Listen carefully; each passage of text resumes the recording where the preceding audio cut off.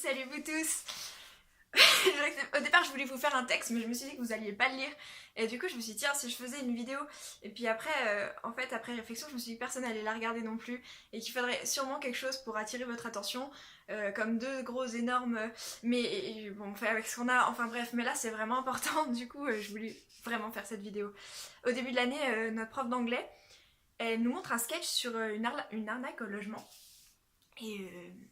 et puis ça nous a fait beaucoup rire parce que le mec il nous raconte comment il a failli se faire arnaquer mais qu'il arrive pas, enfin qu'il arrive à passer au-dessus au dernier moment. Et puis tu rigoles beaucoup et tu te dis ouais mais c'est quand même vachement énorme et puis ça peut pas t'arriver.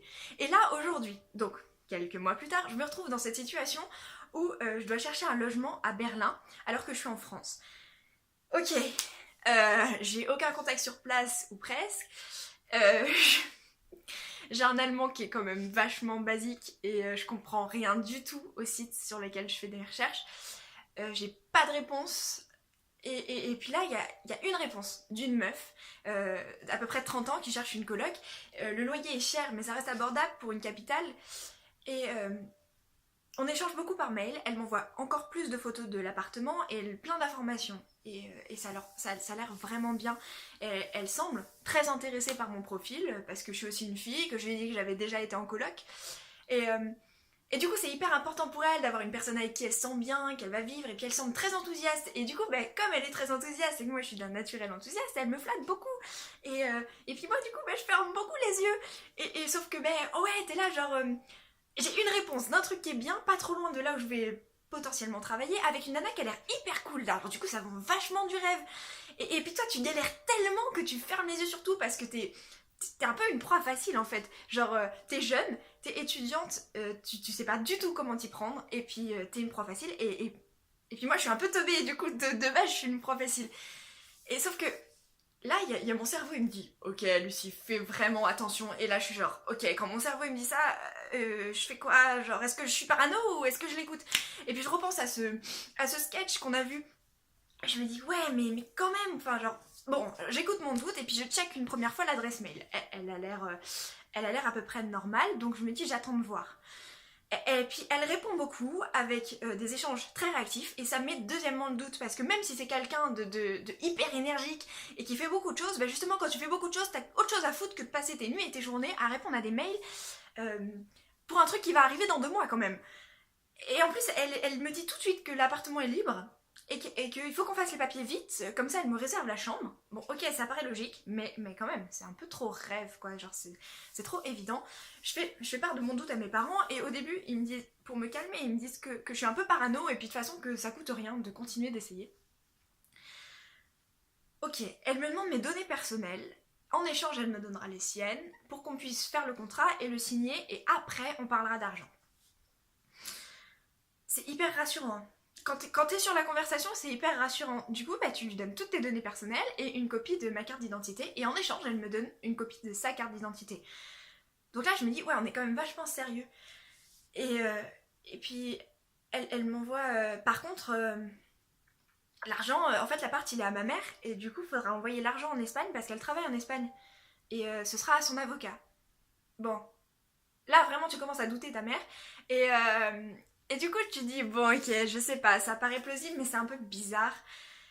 Et sur le moment, quand même, ça paraît plus plausible que bizarre. Heureusement que j'avais vu cette vidéo et que je me forçais à douter, en fait. Et là, il y a un autre truc qui fait... C'est que je lui propose de faire un Skype et qu'elle avorte complètement l'idée, elle ne répond même pas, en fait. Et je me dis, ouais, elle veut quand même pas qu'on fasse de Skype. Après, c'est vrai que c'est chiant de faire des Skype et de faire des appels et tout avec des gens que tu connais pas. Déjà, c'est chiant avec des gens que tu connais. Je peux la comprendre, mais elle a quand même pas du tout répondu. Et puis, franchement, t'es censé envoyer 1 800 € à l'étranger. 1 800 €, c'est comme une année de mes études. Donc, pour vous dire, t'y réfléchis 2 fois avant d'envoyer 1 800 € à l'étranger. Donc là, elle t'envoie le contrat et sa carte d'identité. Et ça fait taire quand même beaucoup de doutes parce que le contrat a l'air vachement réglo. J'y connais rien du tout en droit international, du coup je suis allée le voir. Et apparemment, un contrat, ça a effectivement une valeur juridique même s'il n'est pas papier et même si tu ne l'envoies pas en mode papier. Du coup, ça peut paraître logique. Il y a une signature dessus, il y a toutes les données qui ont été mises, le contrat il a l'air vachement bien. Sauf qu'en fait, il est passé avec l'avocat de sa mère, le contrat. Et là, du coup, merci mes parents qui ont fait des petites recherches. Cette personne, du coup, cet avocat,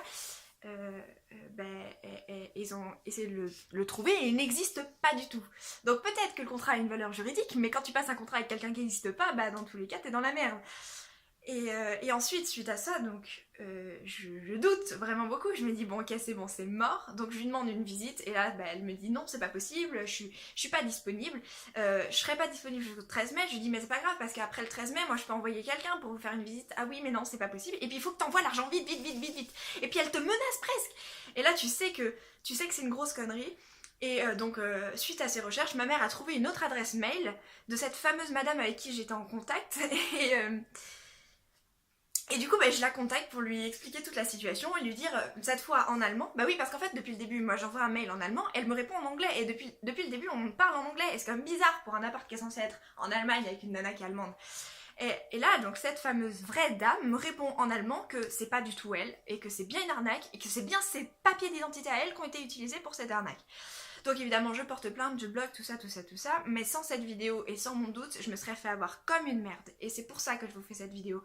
Vraiment, vérifiez, demandez des visites, demandez des rencontres, demandez même un appel, parce que sans ça, votre truc, forcément, ça, quand tu cherches un logement, souvent t'es une proie facile parce que c'est hyper galère de base.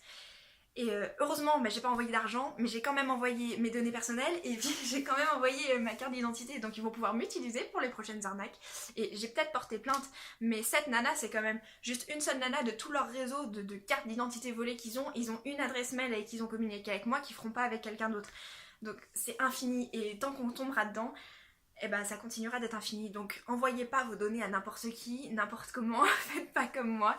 Et vraiment, essayez d'avoir toujours un minimum de doute quand vous n'avez pas la personne d'en face, parce que comme ça paraît énorme. Je vous jure, comme ça paraît énorme. Et puis vous dites, ouais, putain, elle est vraiment teubée. Puis moi aussi, après coup, je me dis, mais c'est quand même débile, j'étais vraiment con, mais non. Je vous jure que ça paraît vrai, les échanges y paraissent vrais. Et voilà, bisous, bon courage. Bon courage pour vos stages, à ceux qui partent en stage.